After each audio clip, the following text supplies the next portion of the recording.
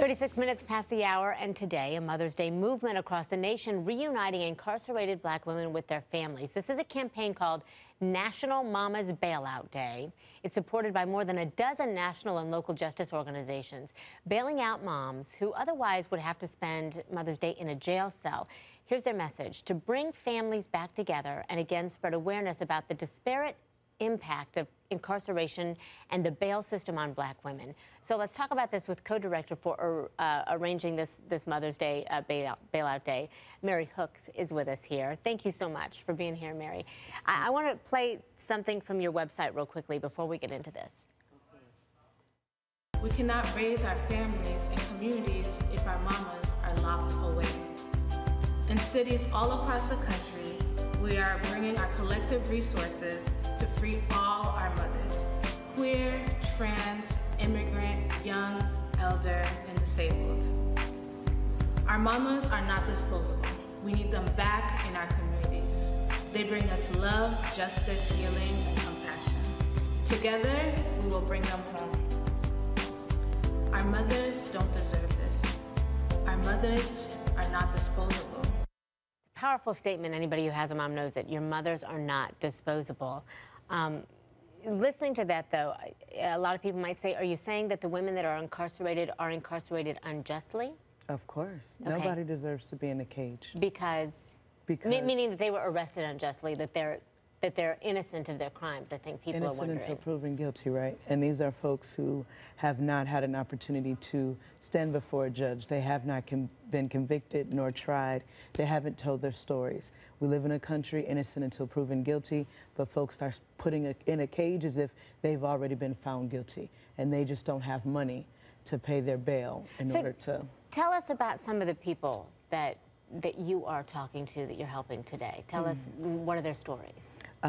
We're seeing a myriad. We found a lesbian couple who was sitting in Fulton County Jail, and they had been in there since May 8th, and they hadn't seen a judge or anything. And according to the law, you have to be seen within 24 to 48 hours if you picked up without a warrant, or 72 hours max.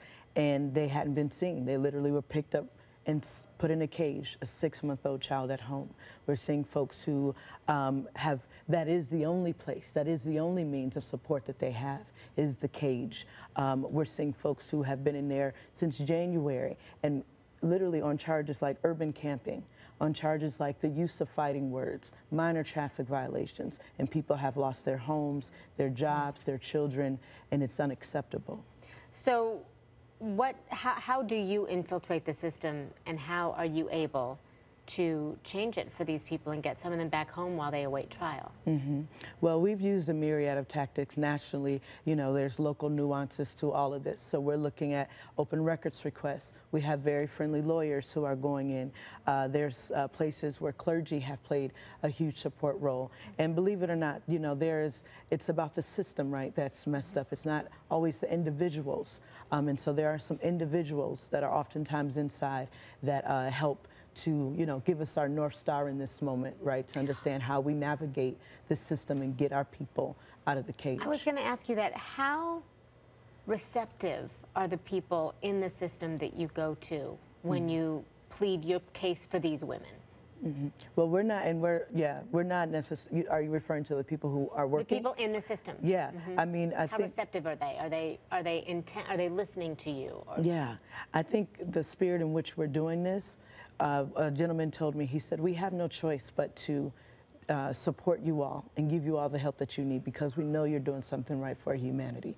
So I think we're in a moment where everyone is feeling the call and mandate to get people out of cages, and everyone is seeing their role. Whether you're a lead organizer, the person who's making the banners or the food, everyone has a role in it. Even if you work inside of the jails and prison system, you have a role in it in terms of how our people are treated while they're in there, and how our people also in this process, and even helping to support people getting out. So it's been really inspiring. Well, Mary Hooks, thank you so much for the work that you do, and happy Mother's Day to all of those people who will be able to spend the day with their kids because of you. Thank you.